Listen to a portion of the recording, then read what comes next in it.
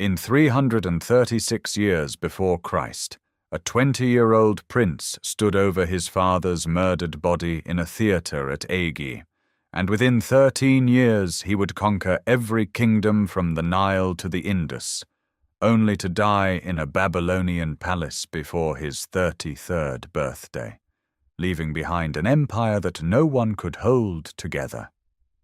This is the complete story of the Macedonian world. Not just Alexander, but everything that made him possible, and everything that shattered after he was gone. It begins centuries before his birth, in rain-soaked highland valleys, where tribal horsemen roamed, and a minor dynasty called the Argeads claimed descent from Heracles himself. It follows the long, fragile survival of a kingdom dismissed as barbaric by Athens and Thebes, until Philip II forged it into the most devastating military force the ancient Mediterranean had ever known. It traces Alexander's campaign across 3 continents, the founding of cities that still bear echoes of his name, and the daily reality of soldiers who marched for years through deserts and monsoons, carrying 18-foot sarissas. It does not look away from the betrayals, the murders, the grief, or the savage wars among his generals that extinguished his bloodline and carved his empire into rival kingdoms. And it follows those kingdoms, the Ptolemies, the Seleucids, the Antigonids, all the way to their absorption by Rome and the final breath of Cleopatra in 30 before Christ. The world Alexander built lasted barely a decade as one empire, yet the Greek language it spread became the tongue of philosophy, commerce, and scripture across the ancient East. The cities it planted shaped urban life for centuries. The idea of universal empire it unleashed haunted every conqueror who came after. If you enjoy complete journeys through the rise and fall of civilizations, kingdoms, and empires, subscribe so you do not miss what comes next. Each week, we bring you the full story of a world that shaped history. The story starts long before the conqueror. It starts with the land. Rain falls on the Macedonian plain. It gathers in the creases of the Pierian foothills, runs through oak forest and beach, and feeds the 2 great rivers that define this land, the Haliakmon to the south and the Axios to the north. Between them stretches a broad alluvial lowland, thick with reeds and marsh grass, bordered by mountains on 3 sides and open to the Thamaic Gulf on the east. Mist hangs over the wetlands at dawn. Herons stand motionless in the shallows. Beyond the coastal marshes, the land rises sharply into limestone ridges and forested highlands where wolves hunt and snow lingers into spring. This is not the Greece of marble temples and olive groves. The soil here is heavy, dark, watered by storms that roll in from the Aegean and break against the mountain walls. The climate favors grass over grain, pasture over vineyard. Horses thrive in these upland meadows, sturdy, broad-chested animals bred on highland grass, the ancestors of mounts that would one day carry armored riders across half the known world. The timber forests of the interior produce oak and pine in quantities that the ship-starved cities of southern Greece could only envy. Silver veins thread the eastern mountains. But in the late Bronze Age, around 1400 years before the Common Era, none of this wealth had been organized into anything resembling a state. The people who moved through these valleys lived in small settlements of mud brick and timber, herding cattle and sheep along seasonal routes that followed the rivers upward into summer pasture and back down to the lowlands before winter. The Breges inhabited parts of the central plain, a people whose name later Greeks would connect to the Phrygians of Anatolia, suggesting ancient migrations across the Hellespont. The Paeonians held the upper Axios Valley, fierce and independent, their territory a buffer between the Macedonian lowlands and the Thracian world to the northeast. Bottiaeans occupied the coastal strip near the Thamaic Gulf. Eordaeans, Lyncestians, and Orestians controlled the highland cantons to the west, each valley a small world unto itself, separated by ridge lines and bound by kinship rather than any central authority. These were not city builders. Their wealth was measured in livestock, their politics settled by assembly and feud. Into this fragmented landscape, sometime around 700 to 650 years before the Common Era, a clan called the Argeads established dominion over the lowland plain. Their origin story, preserved by Herodotus, claimed descent from Temenus of Argos, a grandson of Heracles himself, a genealogy that conveniently linked these northern rulers to the most prestigious bloodlines of the Greek south. Whether the Argeads truly migrated from Argos or simply adopted a useful myth remains uncertain. What is clear is that they chose their capital with care. Aegae sits on a terrace above the Haliakmon Valley, at the point where the lowland plain meets the first rise of the Pierian Mountains. The site commands views across the entire basin. Early fortification walls, traced by archaeologists at modern Vagina, confirm that this was a place of power long before classical times.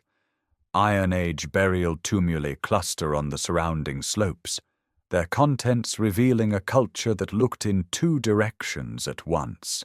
Greek painted pottery alongside Thracian-style bronze ornaments, iron weapons of local manufacture beside imported goods from the Aegean coast. The earliest Argead kings, Perdiccas I and his shadowy successors, ruled a kingdom that was less a state than a personal domain, held together by loyalty, marriage alliance, and the king's ability to lead in war. The Highland cantons acknowledged the Argead throne only loosely, and sometimes not at all. To the south, the polis of Thessaly and the great city-states beyond regarded Macedonia as a rough frontier, its people speaking a dialect that sounded foreign, its customs closer to those of Illyrians and Thracians than to civilized Hellenes.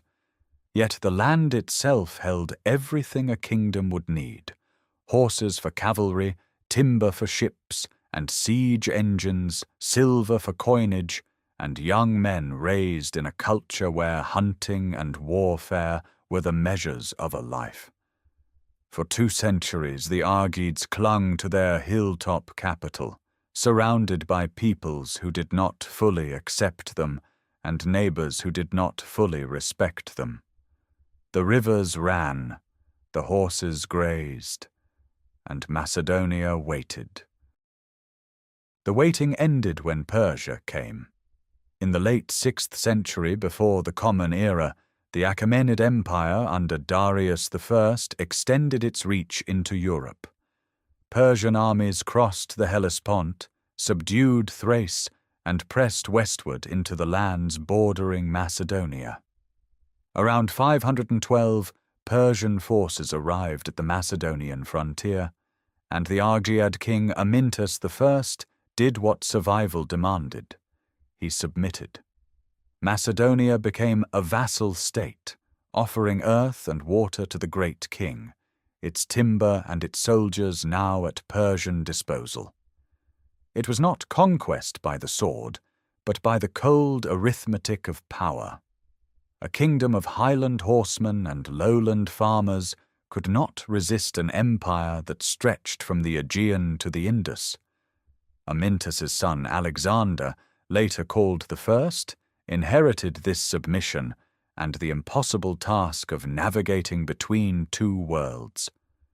When Xerxes launched his massive invasion of Greece in 480, Alexander marched with the Persian host as a subject king, his Macedonian cavalry serving under the imperial banner. Yet ancient sources record that he secretly sent warnings to the Greek allies before the Battle of Plataea in 479, informing them of Persian battle plans. Whether this was genuine sympathy or calculated hedging, ensuring Macedonia would have friends on whichever side prevailed, the act defined the Argead strategy for generations. Alexander played both sides and survived. After the Persian retreat from Greece, Alexander expanded his kingdom southward into Bizeltia and the lower Strymon Valley, seizing territory the Persians had vacated. He presented himself at the Olympic Games, claiming Argive descent, and the Hellenodikai, the judges, accepted his entry. This recognition mattered enormously. It declared that the Macedonian king, whatever his subjects might be, was himself a Greek. The door to Hellenic legitimacy cracked open. His successors found it nearly impossible to walk through. Perdiccas II, who ruled from roughly 454 to 413, spent decades fighting on multiple fronts. Athens, now at the height of its imperial power, founded the colony of Amphipolis on the lower Strymon in 437, directly threatening Macedonian access to the timber and mineral wealth of the Pangaion region. Thracian tribes pressed from the east. Illyrian raiders descended from the western mountains. Internal rivals, brothers, cousins, pretenders backed by foreign gold, made the court at Aegae a place where kings slept with weapons near at hand. Perdiccas shifted alliances constantly, siding with Sparta against Athens, then reversing course, then reversing again, doing whatever the moment required to keep his kingdom intact. It was his son Archelaus, seizing the throne around 413 through the murder of rivals, who first attempted to transform Macedonia from a survivor into a state.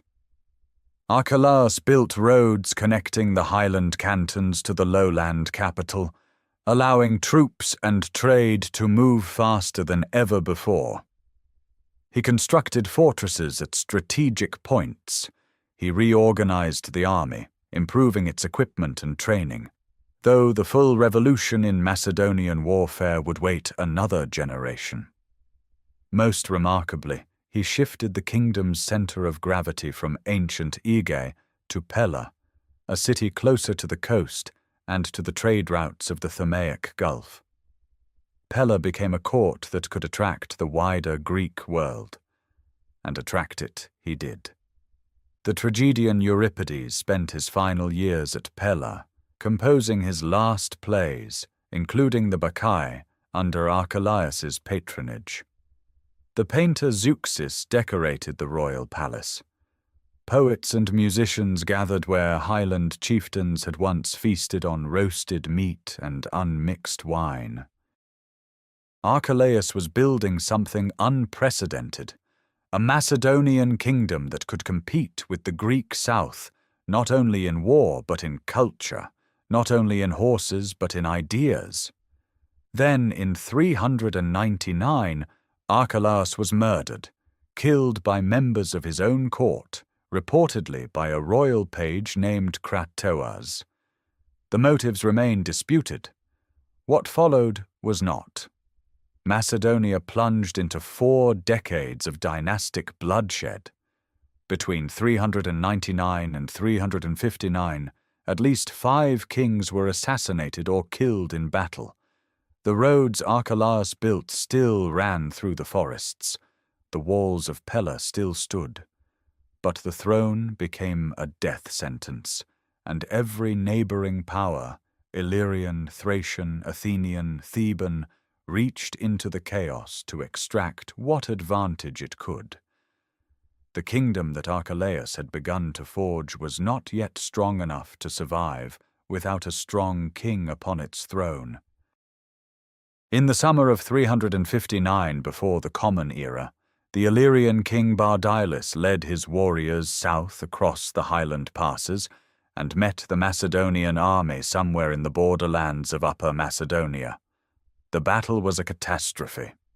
King Perdiccas III fell on the field alongside 4,000 of his soldiers, the largest single military loss Macedonia had suffered in living memory. The kingdom's western frontier lay open. The army was shattered. Perdiccas left behind an infant son, Amyntas, and a throne that every neighboring power now regarded as theirs to claim. Paeonians raided from the north, burning villages in the Axios Valley.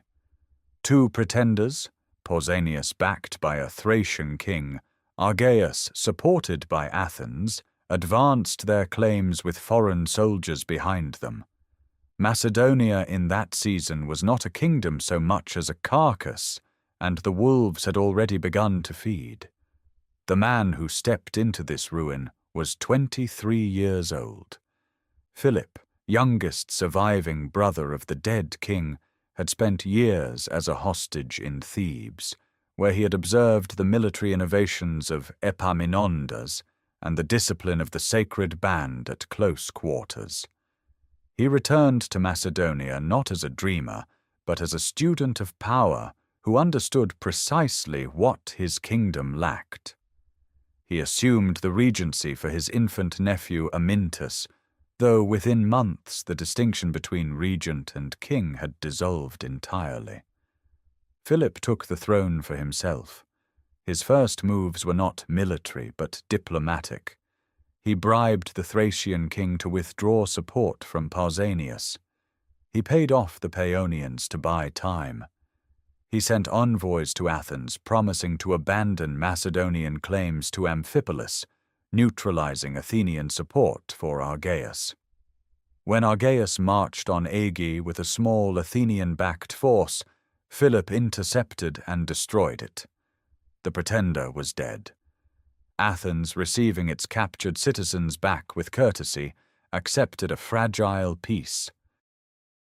Within a single year, Philip had eliminated every immediate threat without committing his weakened army to a battle it might lose. But survival was not enough. In 358, he turned on the Paeonians, striking north while their king had recently died, and the succession was unsettled. He defeated them swiftly, securing the northern frontier. Then he wheeled west against Bardilis himself, the Illyrian warlord who had killed his brother and humiliated his kingdom. The battle against Bardilis in 358 was Philip's first great military test, and he won it decisively. Ancient sources record that 7,000 Illyrians fell. Bardilis sued for peace. Macedonia's western border was pushed back to Lake Lychnidus, reclaiming the highland cantons of Lyncestis and Orestis that had slipped from Argead control.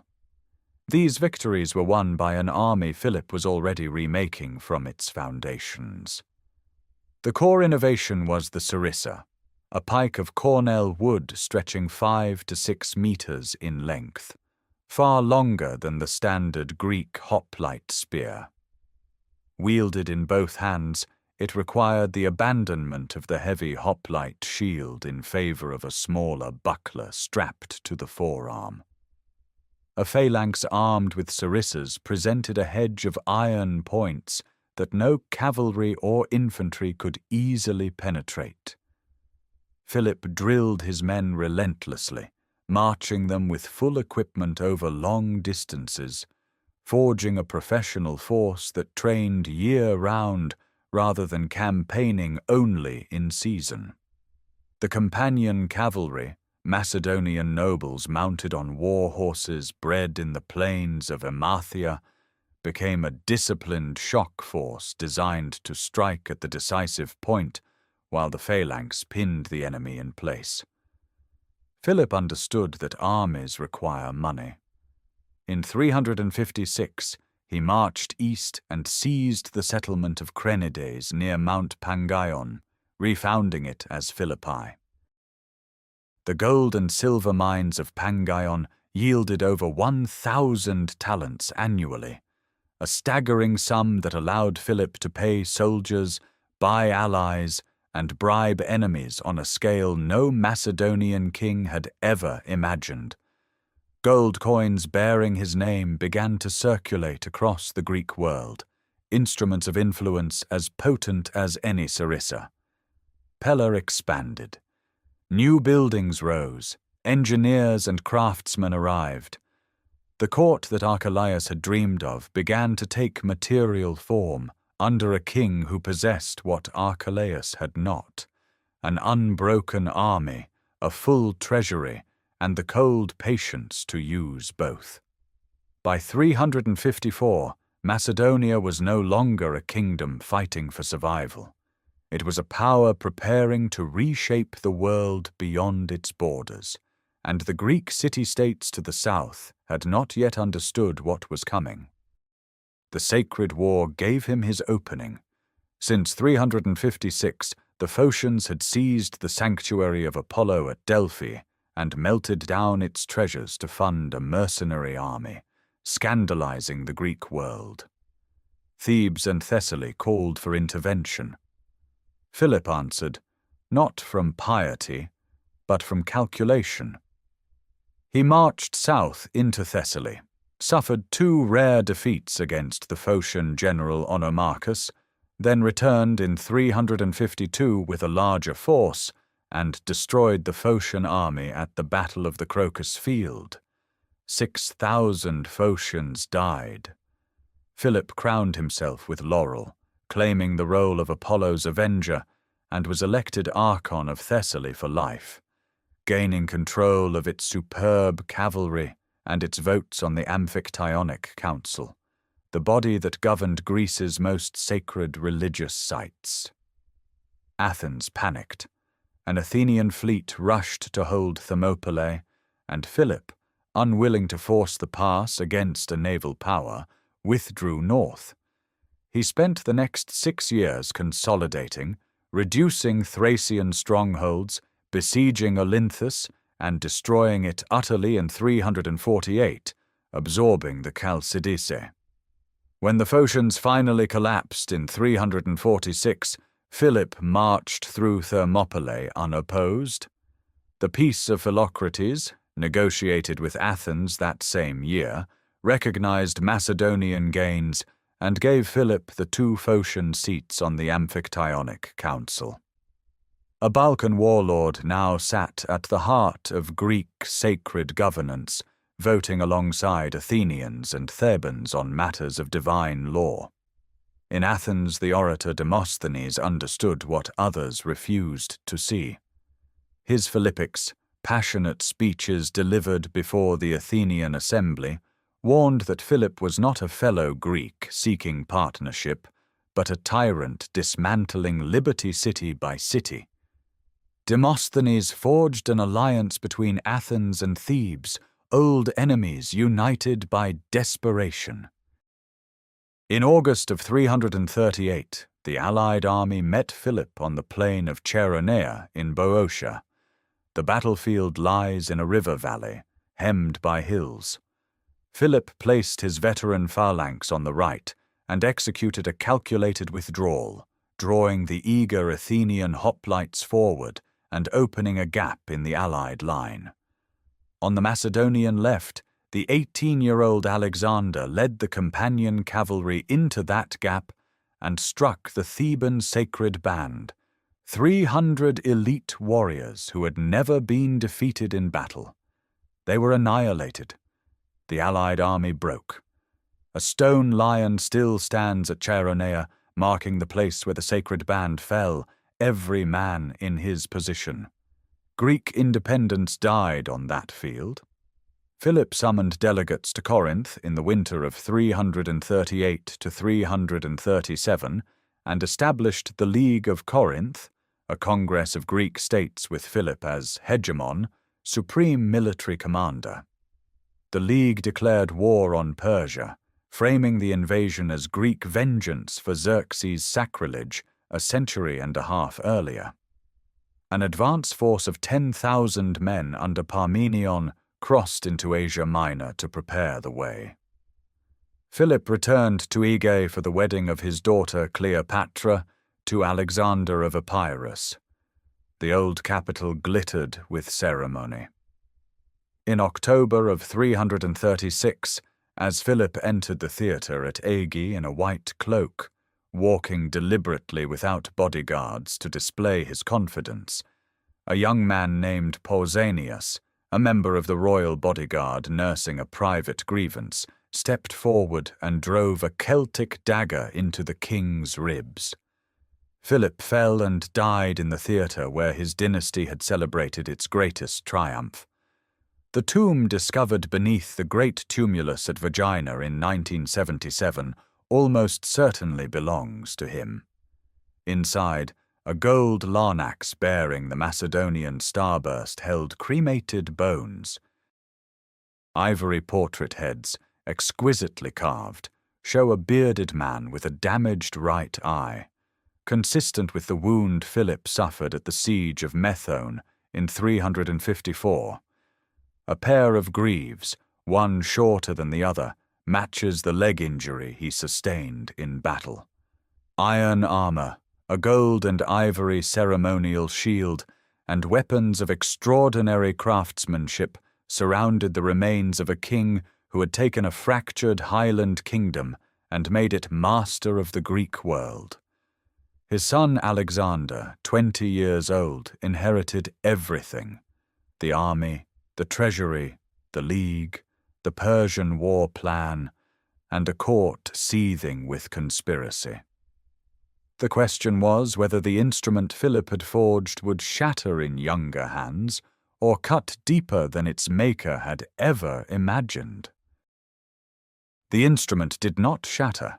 It cut with a speed that stunned the Greek world. Within hours of Philip's assassination at Aegae in the autumn of 336 before the Common Era, Alexander moved to secure what was his.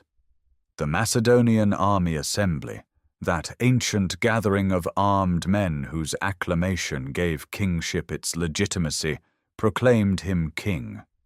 He was 20 years old, lean and restless, with one eye dark and one reportedly lighter, his neck tilted slightly from birth, his body already carrying the scar of Cheironea.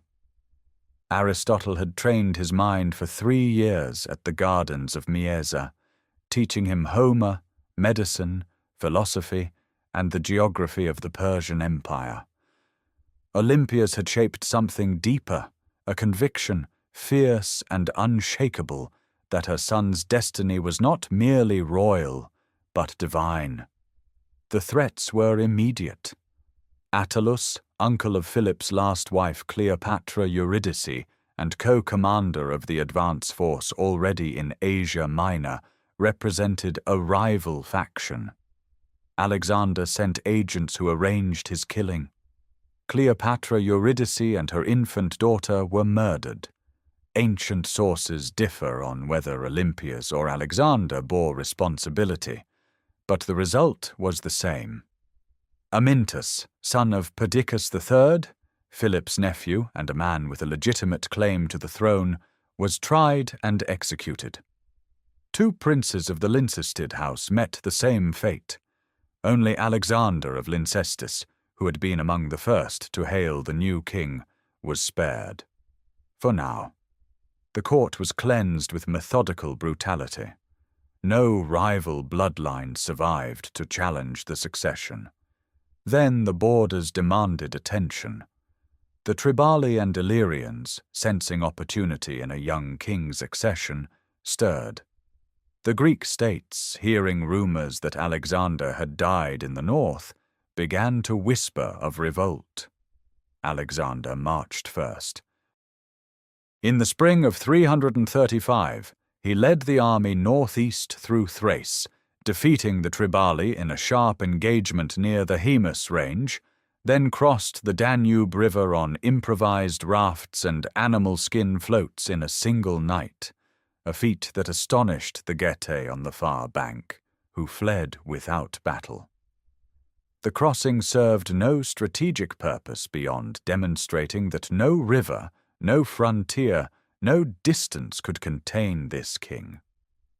He turned west and crushed an Illyrian coalition under Clytus and Glaucius near modern Lake Ohrid, breaking out of an encirclement through a drill-ground maneuver executed under enemy observation, the phalanx performing silent formation changes that so unnerved the Illyrians they abandoned their positions. While Alexander fought in the north, Thebes rose. Encouraged by false reports of his death and funded by Persian gold, the Thebans besieged the Macedonian garrison on the Cadmea, their own acropolis. Alexander covered the distance from Illyria to Boeotia in 13 days, a march of roughly 300 miles that seemed impossible. He appeared before the walls of Thebes before the city even knew he was alive. He offered terms. Thebes refused. The assault that followed in September of 335 was savage. Perdiccas broke through a gate, the garrison on the Cadmea sortied to join the attack, and the city fell in hours. 6,000 Thebans died. 30,000 were enslaved. Alexander ordered the city razed to its foundations. Only the temples and the house of the poet Pindar were left standing, a calculated gesture of cultural reverence amid total destruction. The message reached every city in Greece. Athens surrendered its anti-Macedonian agitators. The League of Corinth reaffirmed Alexander as hegemon and authorized the war against Persia. Through the winter of 335 into 334, the army gathered at Amphipolis. Roughly 37,000 infantry and 5,500 cavalry, Macedonian phalangites with their 6-meter sarissas, companion cavalry in bronze corselets, Thessalian horsemen, Agrianians, Cretan archers, allied Greek hoplites, siege engineers, surveyors, botanists, and historians. Alexander left Antipater in Macedonia with 12,000 infantry and 1,500 cavalry to hold Greece. He himself carried almost no money, the treasury held only 70 talents, and he reportedly owed 200.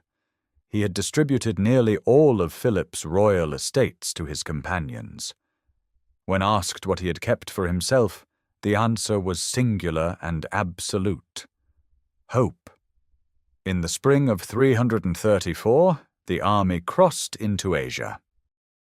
The Hellespont is narrow here, barely a mile of grey-green water separating Europe from Asia, the same strait where Xerxes once bridged his 1,000,000 men westward a century and a half before. Now the current runs the other direction. Macedonian transports and warships cross from Sestos to Abydos in the spring of 334 before the Common Era, carrying the army that will never return to the world it knew. Alexander himself steers his flagship toward the Asian shore, and at the midpoint of the channel he sacrifices a bull to Poseidon and pours libations from a golden cup into the sea. When the keel touches sand, he hurls his spear into the beach. Asia, by right of conquest, belongs to him, or so the gesture declares. Before joining his army, he turns south to Troy. At the ancient mound of Ilion, he lays a wreath at what tradition calls the tomb of Achilles, anoints the gravestone with oil, and runs naked around it with his companions in the old heroic fashion. He exchanges his own armor for antique weapons said to hang in Athena's temple since the age of the Trojan War. The gestures are deliberate. Alexander is not merely invading Persia. He is casting himself as the heir of the Greek heroic past, finishing a war that began with Homer. The Persian satraps of Western Asia Minor do not wait. They assemble a force of perhaps 20,000 cavalry and a comparable number of Greek mercenary infantry at the Granicus River, east of the Hellespont, and deploy along the steep eastern bank. The position is strong, the riverbed is rocky, the banks are high, and a cavalry charge uphill through water seems suicidal. Alexander's general Parmenion advises waiting until dawn, crossing upstream where the banks are lower. Alexander refuses. In the late afternoon of a day in May, 334, he leads the companion cavalry directly into the river. The charge is nearly the end of everything. Macedonian horsemen struggle up the muddy bank into a wall of Persian lances. Alexander, conspicuous in white-plumed helmet, fights in the front rank. A Persian nobleman named Reusaces strikes his helmet with a scimitar, shearing away one of the plumes and cracking the metal. A second Persian, Spithridates, raises his sword for the killing blow from behind. Clytus the Black, commander of the royal squadron, severs Spithridates' arm before the blade falls. Alexander survives by the width of a sword stroke. The companion cavalry holds the bank. The Thessalian horsemen cross on the left. The phalanx wades through and grinds forward. The Persian cavalry breaks. The Greek mercenaries, perhaps 6,000 strong, are surrounded and cut down almost to the last man. Alexander refuses quarter, treating them as traitors to the Hellenic cause. The Granicus opens all of Western Asia Minor. Through the summer and autumn, city after city falls or surrenders. Sardis, the old Lydian capital, opens its gates. Ephesus welcomes the Macedonians. Miletus is besieged and taken. Halicarnassus resists fiercely under the Persian commander Memnon of Rhodes, before falling to Macedonian siegecraft.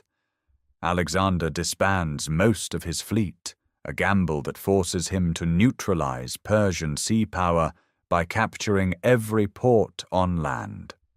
He marches inland through Lycia and Phrygia to Gordium, the ancient Phrygian capital, where an ox cart in the temple of Zeus is bound to its yoke by a knot of cornel bark so complex that legend promises the lordship of Asia to whoever unties it.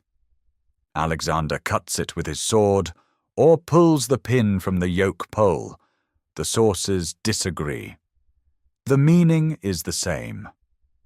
By autumn of 333, he crosses the Cilician Gates, a narrow pass through the Taurus Mountains, and descends into the coastal plain of Issus.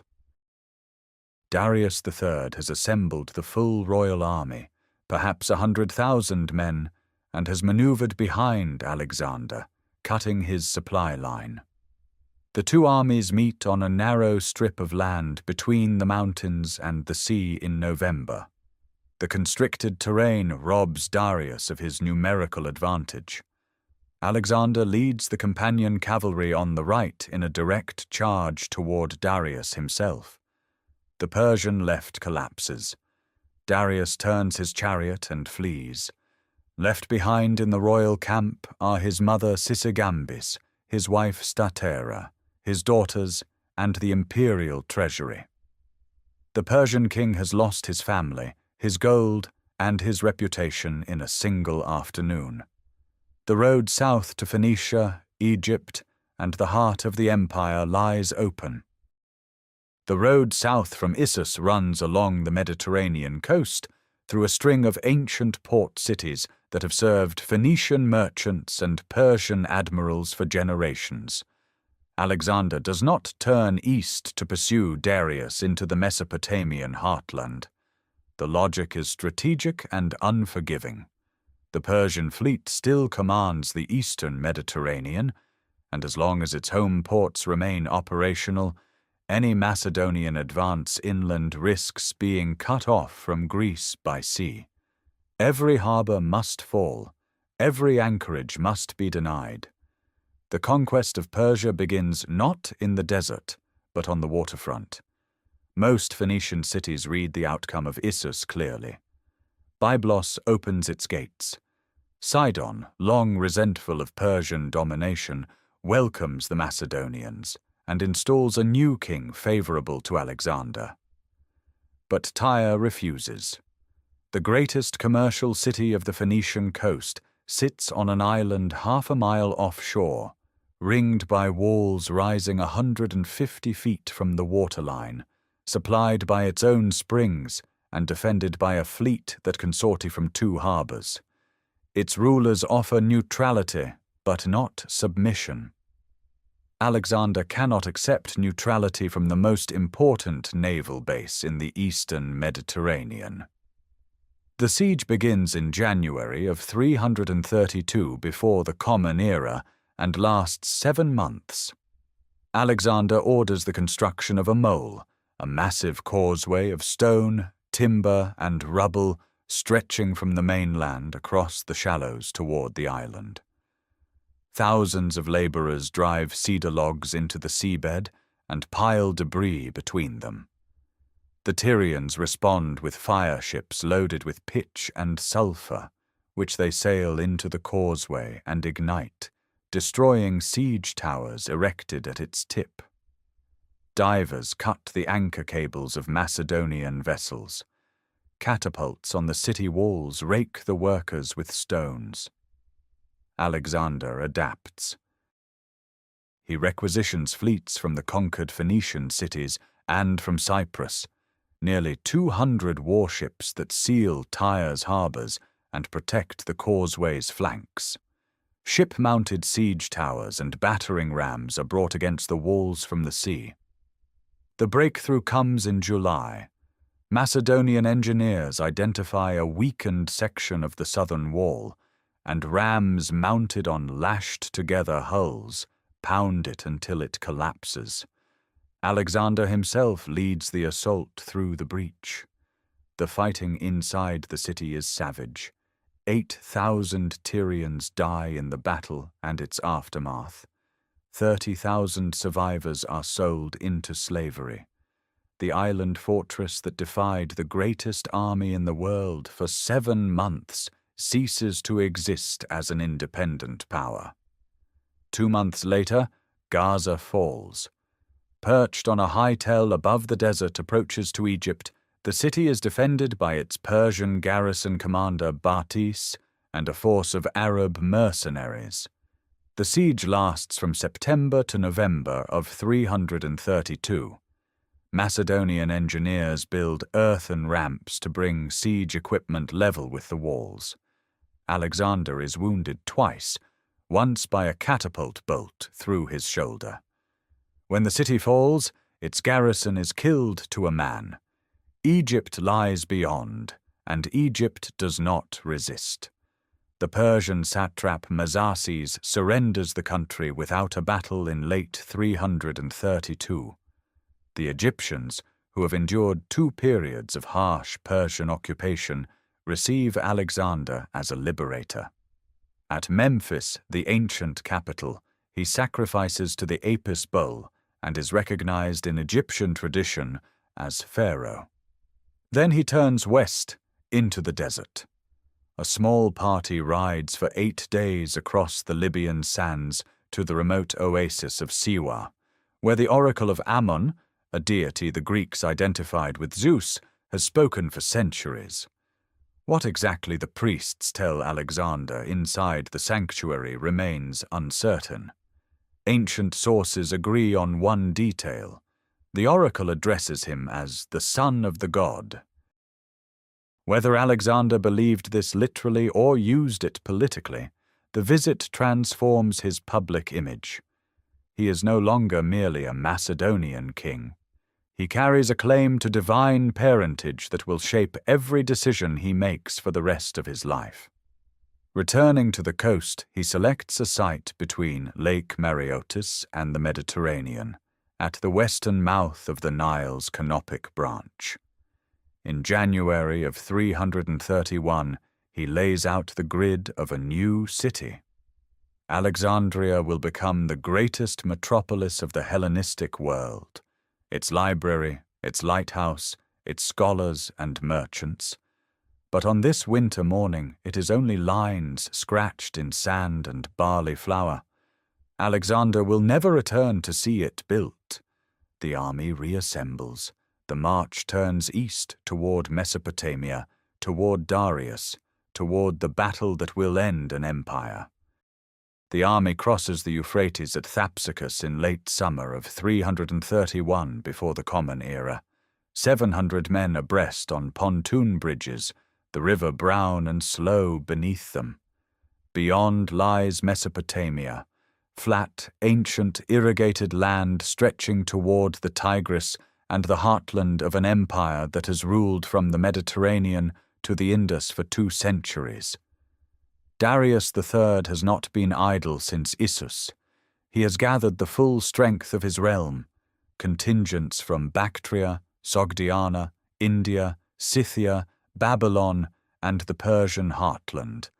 On a plain near the village of Gaugamela, close to the ruins of Nineveh, east of the Tigris.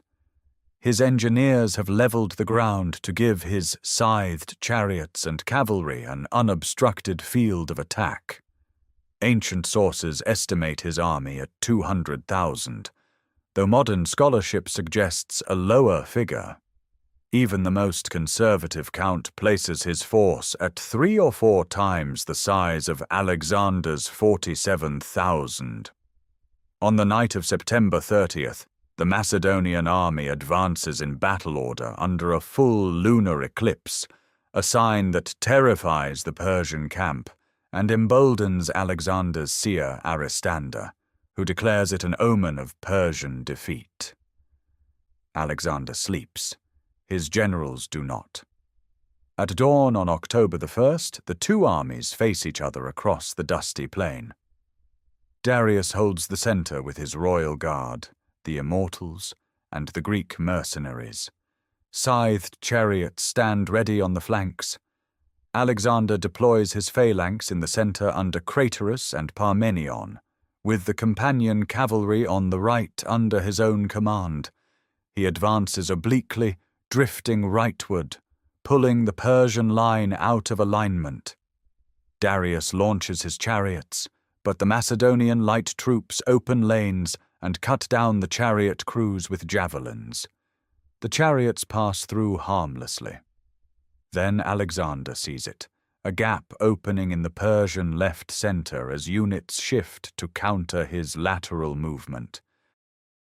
He wheels the companions into a wedge and drives directly at Darius. The charge is devastating. The Persian line buckles. Darius, seeing the Macedonian cavalry bearing down on his position, turns his chariot and flees. The center collapses. On the left, Parmenion's wing is under severe pressure from Persian and Indian cavalry that have broken through, but Alexander's pursuit of Darius is relentless. Only a desperate message from Parmenion pulls him back to stabilize the left. By evening, the Persian army is shattered. Gaugamela ends the Achaemenid Empire as a functioning state. Alexander enters Babylon in October of 331. The great city opens its gates without resistance. The Ishtar Gate, glazed in cobalt and gold, frames the processional way where priests of Marduk welcome the conqueror with incense and garlands. Babylon's treasury yields vast wealth. Alexander sacrifices to Marduk, orders the restoration of temples Xerxes had damaged, and appoints a Persian satrap alongside Macedonian military commanders, a pattern of dual administration he will repeat. From Babylon, the army marches southeast to Susa, the administrative capital, where the royal treasury holds 50,000 talents of silver. Then onward to Persepolis, the ceremonial heart of the Achaemenid dynasty. The Apadana rises on its stone terrace, its columns carved with processions of tribute-bearing nations, its walls still bearing the declarations of Darius the Great. Alexander seizes 120,000 talents, wealth beyond calculation, requiring 20,000 mules and 5,000 camels to transport. In the spring of 330, fire consumes the palace complex. Whether the burning is a deliberate act of policy, retribution for Xerxes' destruction of the Athenian Acropolis in 480, or a drunken impulse remains debated. The flames devour cedar beams and painted plaster that have stood for 2 centuries. Darius flees eastward through Media toward Bactria, his empire dissolving behind him. His own satrap Bessus, seeing the cause as lost, seizes the king, binds him in golden chains, and in July of 330 stabs him and leaves the body beside a road in Parthia. A Macedonian patrol finds the corpse. Alexander covers it with his own cloak and orders a royal burial at Persepolis. The gesture is calculated and sincere in equal measure. Alexander now claims the Achaemenid throne not as a foreign conqueror, but as the avenger of a murdered king, the legitimate successor to an empire older than memory. The legitimate successor to the Achaemenid throne now faces the empire's most ungovernable frontier. Beyond the Iranian plateau, beyond the salt deserts of eastern Persia, the Hindu Kush mountains rise like a wall of ice and stone, separating the known world from the unknown. In the spring of 329 before the Common Era, Alexander leads his army over these passes at altitudes exceeding 11,000 feet, through snow so deep that pack animals founder and die, through air so thin that veterans of a dozen battles gasp and stumble. The columns stretch for miles along narrow trails carved into cliff faces.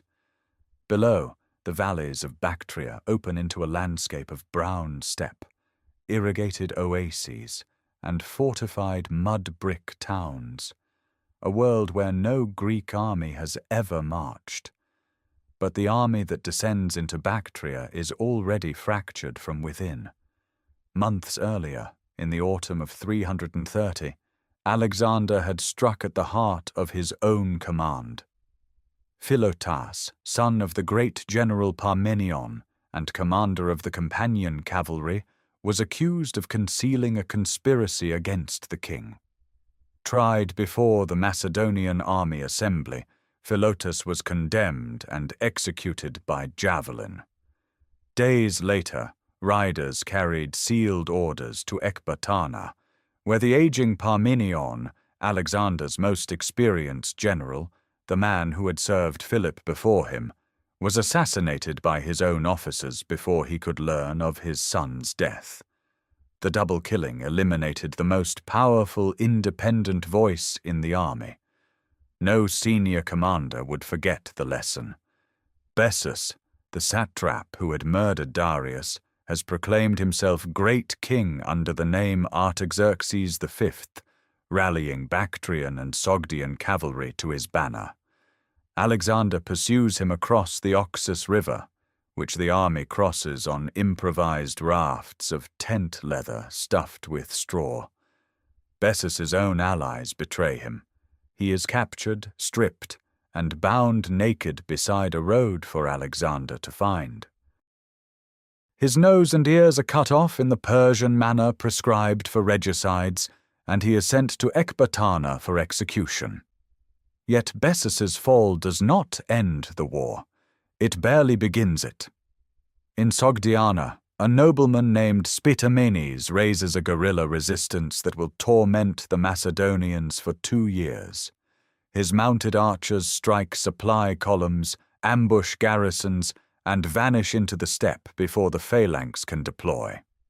Alexander responds with a strategy of relentless pursuit and permanent settlement.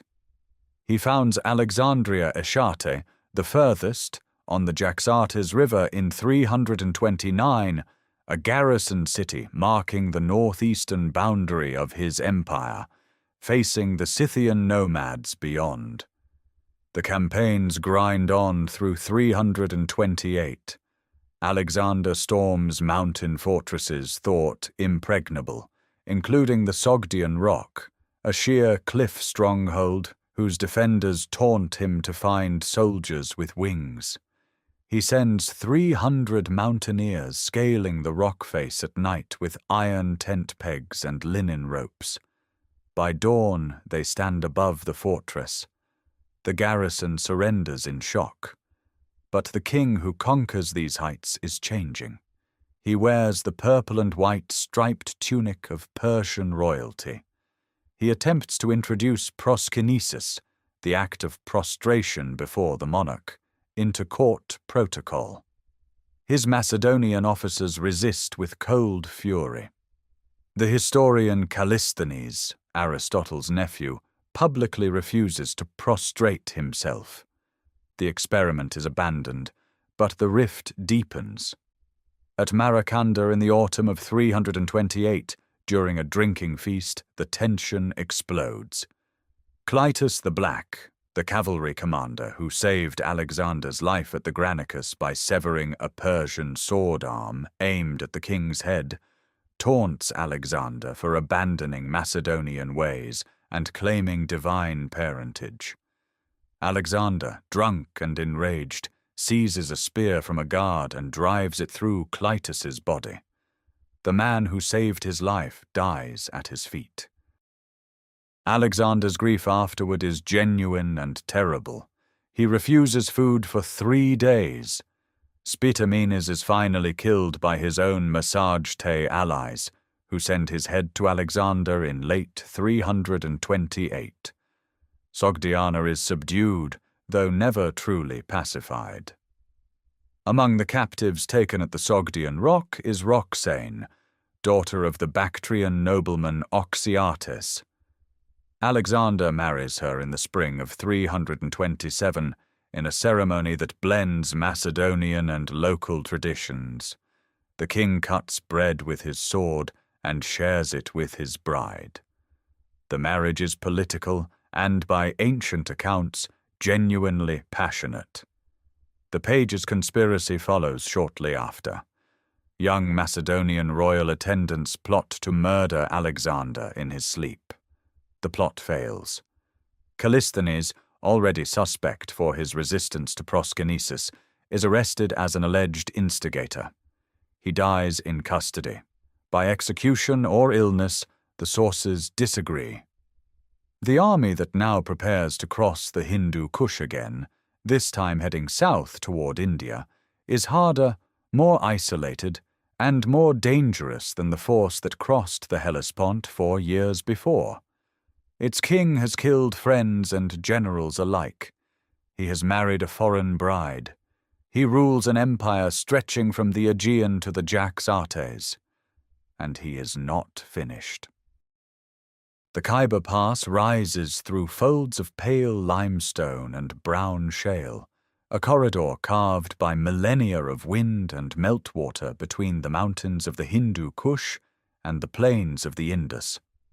In the spring of 327 before the Common Era, Macedonian columns file through this defile in 2 divisions, Hephaestion and Perdiccas leading the baggage train and heavier forces through the southern route, Alexander himself taking the northern road through the Swat Valley with the lighter, faster troops. The world beyond the pass is unlike anything the army has encountered. Monsoon humidity thickens the air. Rivers swell without warning. The vegetation is dense, tropical, alien, and the kingdoms here field a weapon the Macedonians have heard of, but never faced in force: the war elephant. Alexander fights through the tribal territories of the northwest with characteristic aggression. The fortress of Aornos, perched on a massive rock plateau above the Indus, possibly the modern site of Pyrsar, is reputed to have resisted even Heracles. Alexander takes it through a combination of engineering and audacity, building a ramp across a ravine under fire and storming the position. The capture serves both strategic and mythological purposes. The son of Zeus Ammon has surpassed the demigod from whom his dynasty claims descent. But the true test waits at the Hydaspes River. King Porus of the Paurava kingdom holds the eastern bank with an army of 30,000 infantry, 4,000 cavalry, 300 chariots, and 200 war elephants. The elephants are the decisive problem. Macedonian horses will not charge them. The Sarissa phalanx has never faced animals that can crush a formation by sheer mass. Alexander camps on the western bank through weeks of monsoon rain, making feints and countermarches to lull Porus into complacency.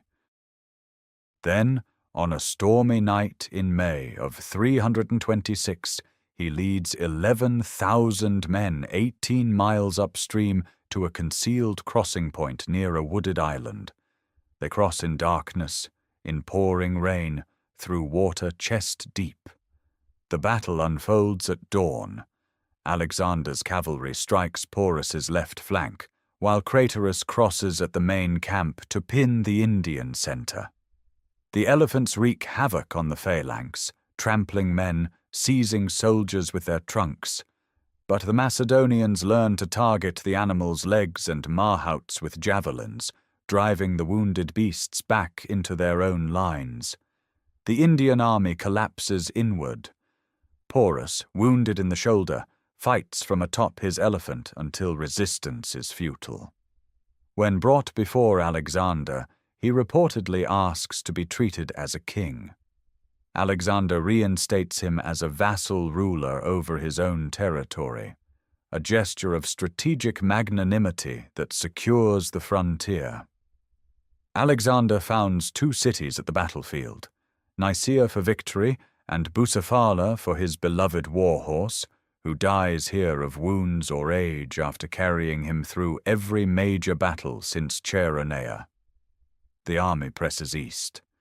Beyond the Assassines and the Hydraeotes, reports reach camp of the Nanda Empire beyond the Ganges, a kingdom fielding 200,000 infantry, 80,000 cavalry, and thousands of war elephants. At the Hyphasis River in July of 326, the army stops.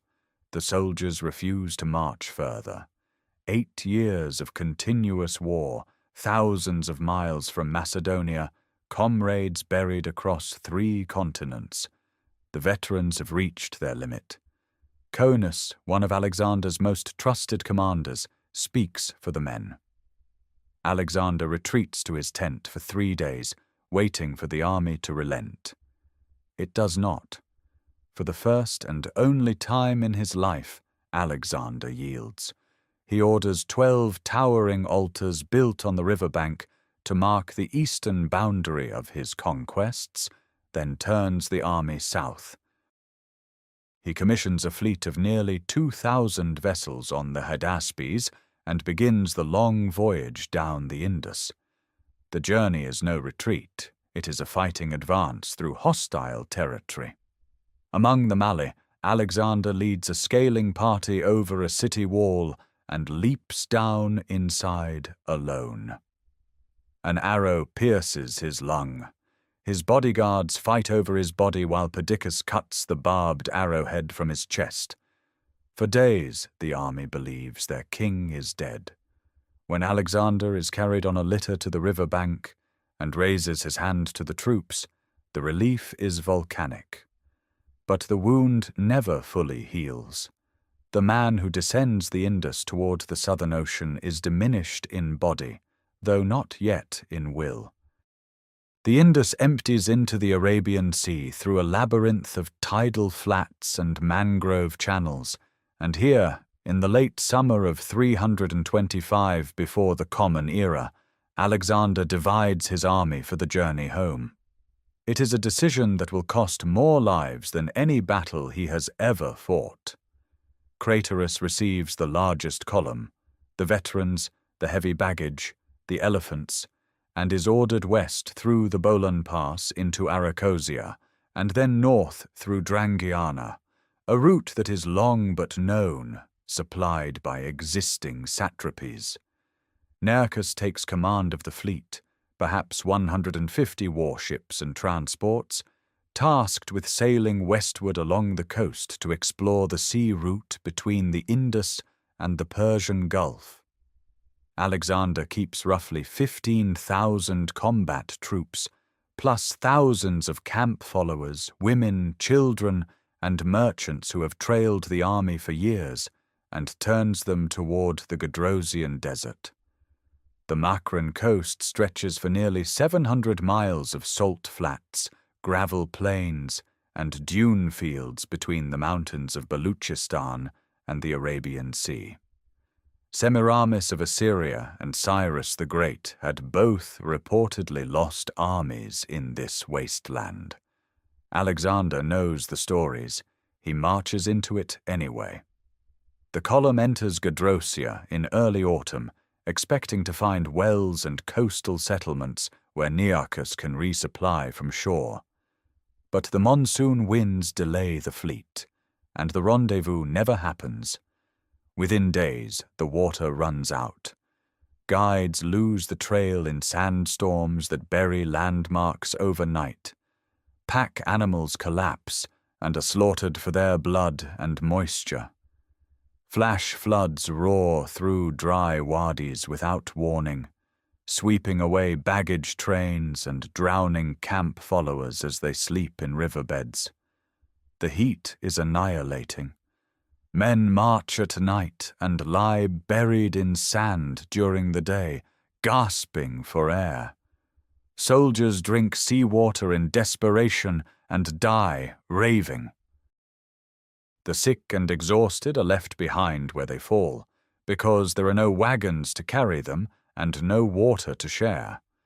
Ancient sources, Arrian drawing on Nearchus and Ptolemy, Plutarch, Strabo, agree that the Gedrosian crossing killed more of Alexander's people than all the battles of the campaign combined. Modern estimates suggest losses of 12,000 or more, perhaps far higher when non-combatants are counted.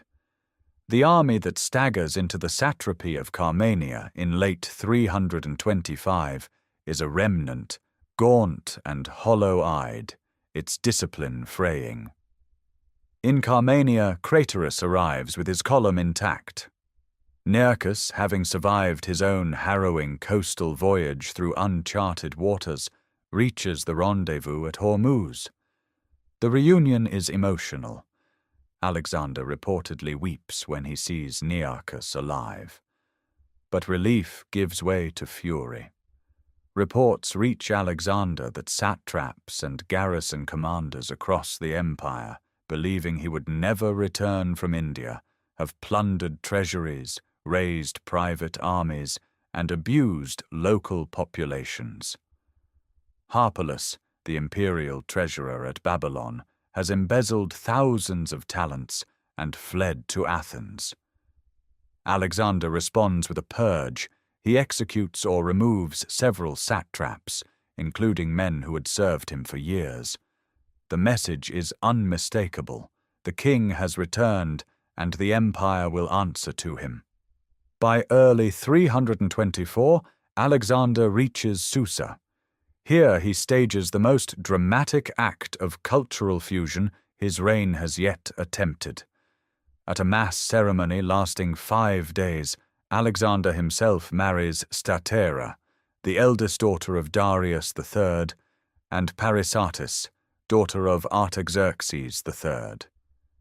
80 of his senior officers marry Persian and Median noblewomen in simultaneous ceremonies conducted according to Persian rites. 10,000 common soldiers who have taken Asian wives receive wedding gifts and have their debts paid from the royal treasury. Simultaneously, Alexander presents the Epigonoi, 30,000 young Persians who have spent years training in Macedonian weapons and tactics, drilled to fight with the Sarissa in phalanx formation. They march in perfect order before the assembled Macedonian veterans who watch in sullen silence. The message is clear. The king no longer depends on Macedonians alone. The empire he is building will be governed by a fused elite, Persian and Greek and Macedonian together, loyal not to any single nation, but to the throne itself. The veterans see replacement. Alexander sees transformation. The distance between those two visions will define the final crisis of his reign. At Opis on the Tigris, in the burning heat of summer 324 before the Common Era, the fracture becomes open revolt. Alexander assembles his Macedonian veterans and announces the discharge of all soldiers too old or too wounded to continue campaigning. They will be sent home with generous pay. The veterans do not hear gratitude. They hear dismissal. The rage that has simmered since Susa erupts. Men shout that Alexander should discharge them all and go campaign with his father, meaning Ammon, the god whose son he claims to be. The insult strikes at the core of everything Alexander has become. His response is immediate and ferocious. He leaps from the platform, personally identifies the ringleaders, and orders them seized and led away for execution. Silence falls. Then Alexander delivers a speech recounting everything the Macedonian monarchy has given these men. Philip lifted them from sheepskin-wearing mountain herdsmen to masters of Greece, and Alexander himself led them to dominion over the known world. He reminds them they are rich because of him. Then he retreats into the palace and refuses to see any Macedonian. For 2 days he appoints Persians to every command position. Persian officers receive Macedonian unit titles. Persian soldiers are designated companion cavalry. The bluff is devastating. Macedonian veterans crowd the palace gates weeping, throwing down their weapons, begging to be reconciled. Alexander emerges, and an old cavalryman named Kalines declares that what grieves them most is that Alexander has made Persians his kinsmen. Alexander replies that he now makes all of them his kinsmen. A grand banquet of reconciliation follows. 9,000 guests, Macedonians and Persians seated together, libations poured from the same mixing bowls, prayers offered by Greek seers and Persian magi alike for harmony between the peoples. It is the most extraordinary gesture of Alexander's reign, and it changes nothing fundamental about the tensions beneath. The army moves to Ecbatana for the autumn. There, in October of 324, Hephaestion falls ill with fever. He has been Alexander's closest companion since boyhood at Mieza, his second in command, the man Alexander called a second self. For 7 days the fever worsens. Hephaestion, ignoring his physician Glaucius's orders, eats a boiled fowl and drinks a large quantity of wine. He collapses and dies. Alexander's grief surpasses anything his court has witnessed. He lies on the body for a day and a night. He orders the sacred fire in every temple extinguished, a gesture normally reserved for the death of a great king. He has Glaucias crucified. He shears the manes of all horses and mules in the army, tears down the battlements of Ecbatana's walls, and sends to the oracle of Ammon at Siwa, requesting that Hephaestion be honored as a divine hero. He orders a funeral pyre in Babylon that will cost 10,000 talents. Then he hurls himself into a winter campaign against the Kosaean hill tribes of the Zagros mountains, slaughtering them as a blood offering to Hephaestion's spirit. In the spring of 323, Alexander approaches Babylon.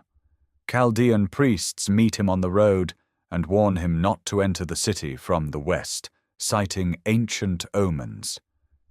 He hesitates, then enters anyway. Babylon's vast palace of Nebuchadnezzar II becomes his headquarters. He throws himself into planning: the conquest of Arabia, the circumnavigation of the peninsula, the construction of a fleet of 1,000 warships, harbors on the Euphrates, perhaps campaigns westward against Carthage and beyond. Embassies arrive from across the Mediterranean. On the 29th of May, after a prolonged evening of drinking at a banquet hosted by his companion Medius of Larissa, Alexander develops a fever. Each day it worsens. The royal diaries, an official court journal, record the progression. Fever, bathing, sacrifices, fever rising, the king still giving orders for the fleet's departure, then growing too weak to speak. By the 9th day he cannot move. His soldiers, hearing rumors that he is already dead, demand to see him. The guards open the doors, and the entire army files past his bed in silence, one by one. Alexander, unable to speak, raises his head slightly and acknowledges each man with his eyes. On the 10th or 11th of June, 323 before the Common Era, in the palace built by a Babylonian king who had himself conquered the world, Alexander III of Macedon stops breathing. He is 32 years old. When asked to whom he leaves his empire, the ancient sources record a single whispered phrase: to the strongest. The body lies in state, the generals gather, and the empire, still warm, begins to tear itself apart. The body is not yet cooled when the arguments begin. In the throne room of Nebuchadnezzar's palace, where incense still burns beside the deathbed, the commanders of the greatest army the ancient world has ever assembled turn on one another with the speed of men who have been calculating this moment for years. Alexander's signet ring sits on the hand of Perdiccas, the senior cavalry commander placed there, according to most ancient accounts, by the dying king himself. But a ring is not a throne, and the empire stretching from the Adriatic to the Indus has no constitution, no law of succession, no mechanism for transferring power beyond the will of the Macedonian army assembly and the ambitions of the men who control it. The crisis is immediate and structural. Alexander's half-brother Philip III Aridaeus lives in Babylon, a grown man of Argead blood, but one whom ancient sources describe as mentally impaired, possibly from childhood poisoning. Roxane, Alexander's Sogdian wife, is pregnant but has not yet delivered. The infantry, fiercely loyal to the Argead name, demands that Aridaeus be proclaimed king. The cavalry officers, led by Perdiccas, prefer to wait for Roxane's child, if it is a son. For several days, the two factions nearly come to blows inside Babylon itself, infantry phalanxes forming in the streets against mounted companions. A compromise emerges. Aridaeus will reign as Philip III, and if Roxane bears a son, the child will rule as co-king. Perdiccas will serve as regent for both. It is an arrangement designed to satisfy everyone and capable of satisfying no one. In the summer of 323 before the Common Era, Roxane gives birth to a boy, Alexander IV. The Argead dynasty now has two kings, neither capable of ruling. The real power flows to the generals, and at the petition of Babylon, they divide the satrapies among themselves like men carving meat. Ptolemy, shrewd and patient, takes Egypt, the wealthiest and most defensible province. Antigonus the One-Eyed retains his command over much of Asia Minor. Lysimachus receives Thrace. Antipater, the old regent left behind in Macedonia by Alexander a decade earlier, keeps control of the homeland and Greece.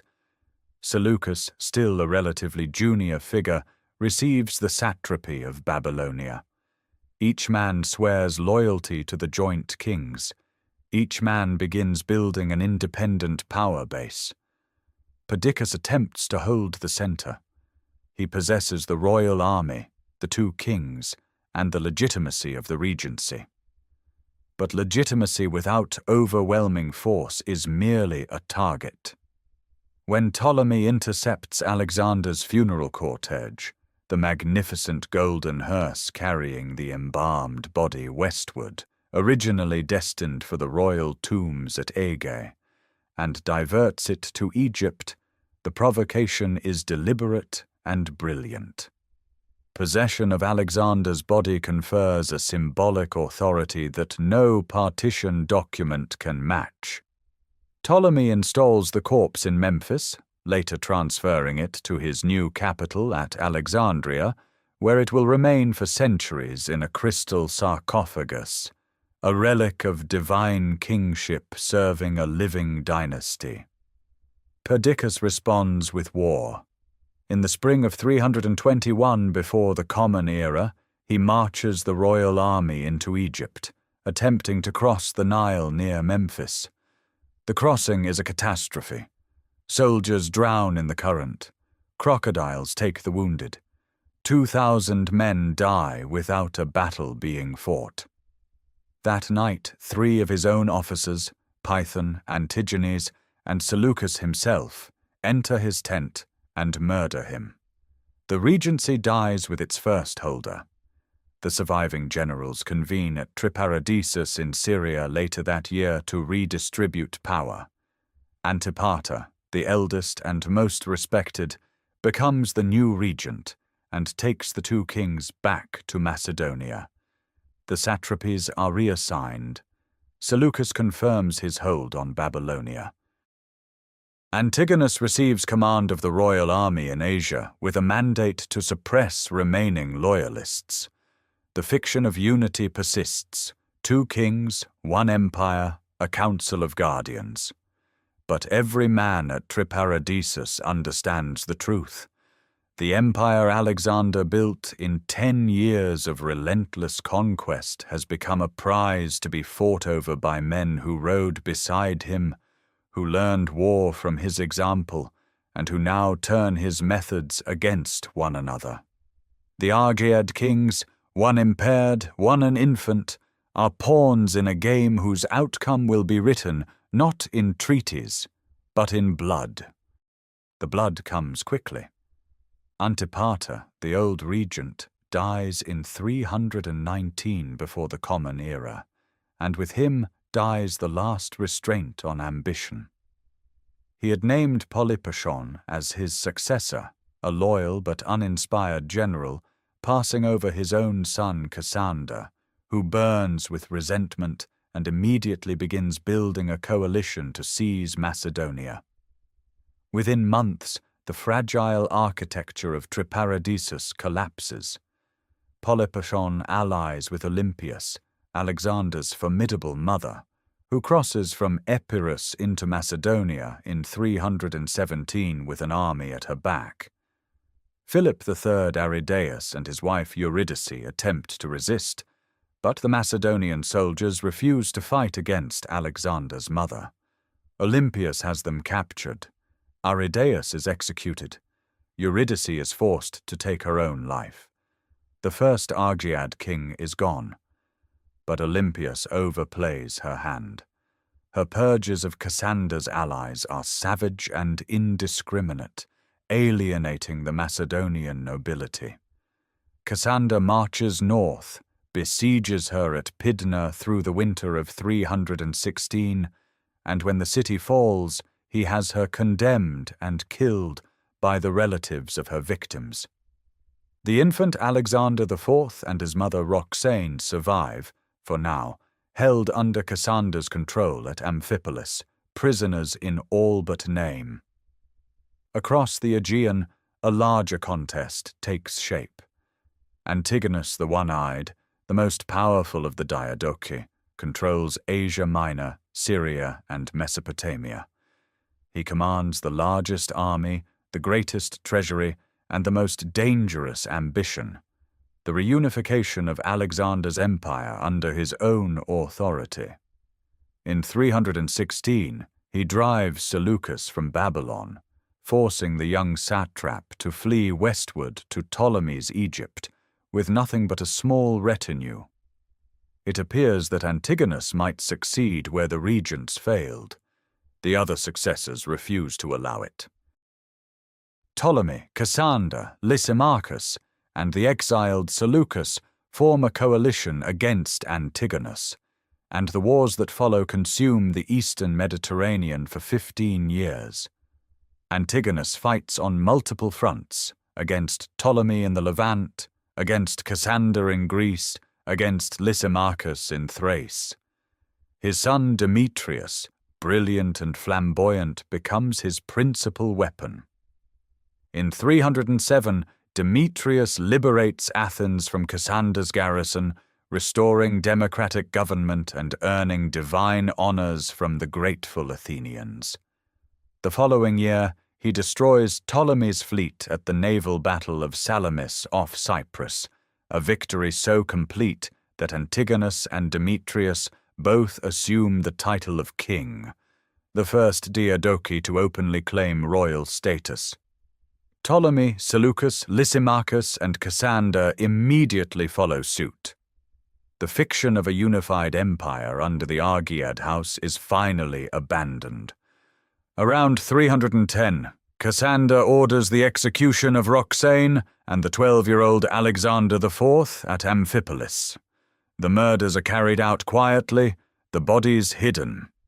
The Argead bloodline, the dynasty that had ruled Macedonia for over 3 centuries, that had produced Philip and Alexander, is extinguished forever. Demetrius besieges Rhodes from 305 to 304, deploying the Helepolis, a 9-story siege tower armored in iron plates, the largest siege engine the ancient world had ever seen. Rhodes resists, and Demetrius eventually withdraws with a negotiated settlement, but his fame as the besieger endures. Meanwhile, Seleucus rebuilds. From Egypt he returns east, reclaims Babylon in 312, and over the following decade extends his authority across Iran, Bactria, and to the borders of India, where he cedes territory to Chandragupta Maurya of the Maurya Empire in exchange for 500 war elephants. Those elephants will decide the fate of the empire. The final reckoning comes at Ipsus in Phrygia in 301 before the Common Era. Antigonus and Demetrius face the combined forces of Seleucus, Lysimachus, and Cassander on an open plain. Demetrius leads a devastating cavalry charge that scatters the enemy horsemen, but pursues too far. Seleucus deploys his Indian war elephants to block Demetrius from returning, isolating Antigonus and his infantry. The old general, now 81 years old, stands his ground, waiting for his son to return. A javelin finds him. Antigonus falls, and with him falls the last serious attempt to hold Alexander's empire together as a single state. The world Alexander conquered belongs now to many kings, and none of them will ever rule it all. 3 kingdoms rise from the wreckage, and each one carries the imprint of Alexander's ambition in a different form. In Egypt, the Ptolemies build something Alexander only sketched. Alexandria, the city he founded on a limestone ridge between Lake Mareotis and the Mediterranean, grows within 2 generations into the largest and wealthiest metropolis in the ancient world. By the middle of the 3rd century before the Common Era, its population approaches 500,000. The great harbour faces north, and at its entrance stands the Pharos Lighthouse, a tower of white limestone and marble rising over 300 feet, its mirror-amplified flame visible 30 miles out to sea. Inland from the harbour, The Museion and its library gather the accumulated knowledge of the Greek world. Perhaps 400,000 scrolls at its height, acquired through purchase, copying, and royal confiscation of every book that enters the port. Ptolemy I and Ptolemy II rule as pharaohs to the Egyptian population and as Greek kings to the settler class, maintaining a dual administration that extracts enormous agricultural wealth from the Nile Valley. Egyptian grain, papyrus, linen, and glass flow outward. Gold flows in. The Ptolemaic treasury becomes the envy of every Mediterranean power. The Seleucid Empire dwarfs Egypt in territory but never matches it in cohesion.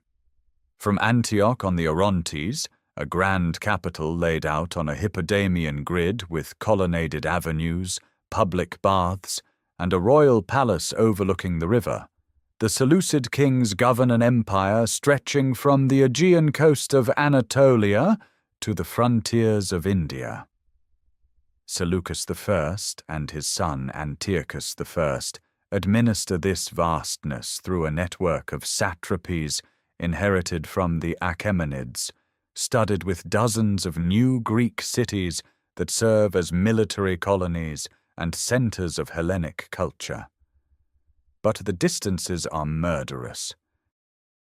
The eastern provinces, Bactria, Parthia, the lands beyond the Oxus, begin slipping away within a century. By the 240s before the Common Era, the Parthian Arsacid dynasty has carved an independent kingdom from the Iranian plateau, and Greco-Bactrian rulers govern their own domains east of the Hindu Kush. The Seleucid Empire bleeds territory from its edges inward, like a garment unraveling thread by thread. Antigonid Macedonia, the homeland, becomes the smallest and most embattled of the three. Antigonus II Gonatas, grandson of the one-eyed general who fell at Ipsus, secures the Macedonian throne around 277 before the Common Era after years of chaos, including a devastating Gallic invasion that swept through the Balkans. He rules from Pella with a philosopher's temperament and a soldier's pragmatism, but Macedonia's resources are modest compared to the treasuries of Alexandria and Antioch. The kingdom's primary strategic concern remains control over Greece, where the Achaean and Aetolian leagues resist Macedonian hegemony with increasing effectiveness. The three kingdoms fight each other in cycles. 6 Syrian wars between the Ptolemies and Seleucids consume the 3rd and 2nd centuries, fought over the wealthy corridor of Coele Syria and Phoenicia. Armies clash at Raphia in 217, where Ptolemy IV defeats Antiochus III with Egyptian-trained native phalanxes, a military innovation that carries dangerous political consequences when those same Egyptian soldiers later demand greater rights. And behind all of this, Rome watches. Roman legions cross the Adriatic for the first time in 229 before the Common Era, intervening against Illyrian pirates. By the early 2nd century, Rome is the dominant power in the western Mediterranean, and its attention turns east. Philip V of Macedon, who allied with Hannibal during Rome's darkest hour, draws Roman wrath. The legions defeat him at Cynocephalae in 197. His son Perseus inherits a kingdom already in Rome's shadow. On the 22nd of June, 168 before the Common Era, at Pydna on the Macedonian coastal plain, the Roman general Lucius Aemilius Paulus destroys the Macedonian phalanx. The Sarissa formation that Philip II perfected 2 centuries earlier meets the flexible Roman maniple on broken ground, and the phalanx shatters. Perseus flees, is captured, and dies a prisoner in Italy. Macedonia is divided into 4 Roman client republics. Within 20 years, it becomes a Roman province. The homeland of Alexander, the kingdom that conquered the world, belongs now to Rome. The Seleucid Empire, that vast inheritance stretching from the Aegean coast to the Iranian plateau, is already hemorrhaging when Macedonia falls. Its eastern provinces have been slipping away for decades. The Parthians, Arsacid horsemen from the steppes beyond the Caspian, have been pressing westward since the middle of the 3rd century before the Common Era, swallowing one satrapy after another. By the mid-2nd century, Mithridates I of Parthia seizes Media, then Babylonia itself. In 141, Parthian cavalry rides into Seleucia on the Tigris, and the Seleucid Empire loses Mesopotamia, the rich heartland that once funded its armies and fed its cities. What remains is a rump kingdom clinging to Syria and parts of Cilicia, its kings consumed by dynastic civil wars so frequent and so vicious that the throne changes hands a dozen times in a single generation. The great Seleucid cities, Antioch on the Orontes, Apamea, Laodicea, still stand, their colonnaded streets and Greek theatres intact, but the empire behind them has hollowed to a shell. Rome watches, and Rome waits. The legions that dismantled Macedonia now press eastward. In 133 before the Common Era, the kingdom of Pergamon, itself a splinter of Alexander's conquests, is bequeathed to Rome by its last king, Attalus III. Rome reorganizes it as the province of Asia, and suddenly Roman power sits on the doorstep of the Seleucid remnant. The final act comes in 63 before the Common Era, when Pompey the Great marches through Syria, deposes the last Seleucid king Antiochus XIII, and annexes the territory as a Roman province. The dynasty that Seleucus Nicator founded nearly 250 years earlier simply ceases to exist, absorbed without a major battle, too weakened by internal collapse to resist. Only Egypt endures. The Ptolemaic kingdom, shielded by desert and sea, governed from the magnificent city Alexander himself had founded, survives through a combination of immense agricultural wealth, diplomatic cunning, and a willingness to accommodate Roman power rather than challenge it.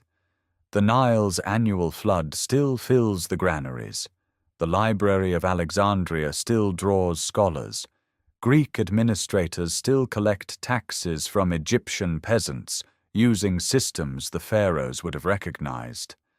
But Ptolemaic independence is increasingly a fiction maintained at Rome's pleasure. By the 1st century before the Common Era, Ptolemaic kings hold their thrones only with Roman backing. Cleopatra VII ascends in 51 before the Common Era, the last of her line, brilliant and desperate. She speaks Egyptian, rare among the Ptolemies, and half a dozen other languages. She allies herself with Julius Caesar, bearing him a son. Then, after Caesar's assassination in 44, she binds her kingdom's fate to Mark Antony. Together they envision a restored Eastern Empire, Hellenistic in culture, Egyptian in wealth, capable of standing against Roman dominance. Antony grants her territories, parts of Syria, Cilicia, Phoenicia, in a gesture that enrages Rome. The reckoning arrives on the 2nd of September, 31 before the Common Era, in the waters off Actium on the western coast of Greece. Octavian's fleet, commanded by Agrippa, traps the combined navy of Antony and Cleopatra in the Ambracian Gulf. The battle is less a grand engagement than a slow strangulation. Desertions, disease, and blockade have already gutted Antony's forces. Cleopatra's squadron breaks through the line and flees south. Antony follows. their fleet and army surrender behind them. Within a year, Octavian's legions stand before Alexandria. Antony falls on his sword. Cleopatra, refusing to be paraded in a Roman triumph, takes her own life in August of 30 before the Common Era. By snakebite, tradition holds, though the method remains uncertain. Egypt becomes a Roman province, governed not by the Senate, but as the personal possession of the emperor. The last political entity descended directly from Alexander's conquests has been extinguished. Yet in every Roman city of the eastern Mediterranean, Greek remains the language of law, commerce, philosophy, and literature. Hellenistic temples stand beside Roman forums. Greek physicians heal Roman senators. The political world Alexander built has vanished, but the cultural world his conquests created has become the foundation upon which Rome itself now stands. A gold larnax gleams under excavation lights in the autumn of 1977. Manolis Andronikos, an archaeologist who has spent decades searching the great tumulus at Vergina, lifts the lid of an unlooted tomb beneath the Macedonian earth. Inside lies a 16-pointed starburst in hammered gold, cremated bones wrapped in purple cloth, a wreath of golden oak leaves so delicate they tremble at the passage of breath. Nearby rests a set of iron armor, greaves of unequal length suggesting a man who walked with a limp, and painted frescoes of a royal hunt executed with a mastery that rivals anything from the classical Greek world. The tomb almost certainly belongs to Philip II. 23 centuries after his assassination in the theatre at Aigi, the physical reality of the Macedonian kingdom has returned to the light, not as myth, not as literary tradition, but as gold and bone and pigment preserved in darkness. The political world Alexander built had collapsed within a generation of his death, yet the cultural transformation his conquests unleashed proved far more durable than any dynasty. Koine Greek, the common dialect that spread with his armies and their settler cities, became the language of commerce, administration, and intellectual life from the western Mediterranean to the Hindu Kush. It was in Koine that the Septuagint translated the Hebrew scriptures in Ptolemaic Alexandria. It was in Koine that the authors of the New Testament composed the texts that would shape the spiritual life of billions. The Hellenistic city, with its agora, gymnasium, theatre, and grid-planned streets, became the template for urban life across 3 continents, replicated from Antioch on the Orontes to Khanum in the Afghan highlands. The concept of universal empire that Alexander embodied passed directly into Roman political imagination. Roman generals measured themselves against him. Augustus kept a signet ring carved with Alexander's image.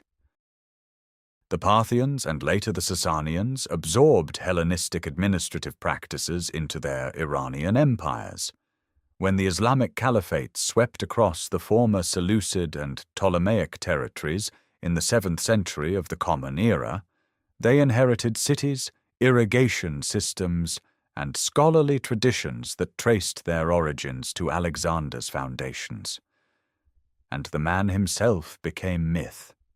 The Alexander Romance, a fictionalized biography composed in Ptolemaic Alexandria around the 3rd century before the Common Era and falsely attributed to Callisthenes, became one of the most widely translated texts in human history. It passed into Latin, Syriac, Armenian, Ethiopian, Arabic, Persian, Malay, and dozens of other languages. In the Persian tradition, Iskandar became a philosopher king and seeker of the water of life. In the Quran, the figure of Dhul Qarnayn, the 2-horned one, is widely identified with Alexander, a righteous ruler who builds a wall against the forces of chaos. Medieval European romances placed Alexander alongside Arthur and Charlemagne among the Nine Worthies. Ethiopian kings claimed descent from him. His image appeared on coins, mosaics, manuscripts, and miniature paintings across civilizations that had never heard of Macedonia. The homeland itself endured its own long passage through time. Roman province, Byzantine territory, Ottoman domain. The Macedonian plain changed hands repeatedly across 2 millennia. The ancient identity of the kingdom became a contested symbol in modern Balkan politics, its meaning debated by nations whose borders were drawn long after the Sarissa phalanx had crumbled to rust. Yet the archaeological record remains. The Vagina tombs, granted UNESCO World Heritage status in 1996, stand as material proof of a kingdom that once transformed the known world. The Alexander mosaic from Pompeii, a Roman-era copy of a Hellenistic painting, preserves the terror and momentum of Issus in millions of tiny tesserae. An empire that lasted barely a decade as a unified state left consequences that endured for centuries and a legend that has never faded. The cities Alexander founded still bear his name. The language his conquests spread still shapes modern scholarship. The dream of a world joined across its divisions, however imperfectly pursued, however violently imposed, still haunts the human imagination, as troubling and magnificent as the young king who carried it to the edge of the known earth and died before he could see what it would become. Thank you for joining this journey through the complete story of the Macedonian world. If these episodes have brought history to life for you, consider subscribing to the channel so you never miss a new series.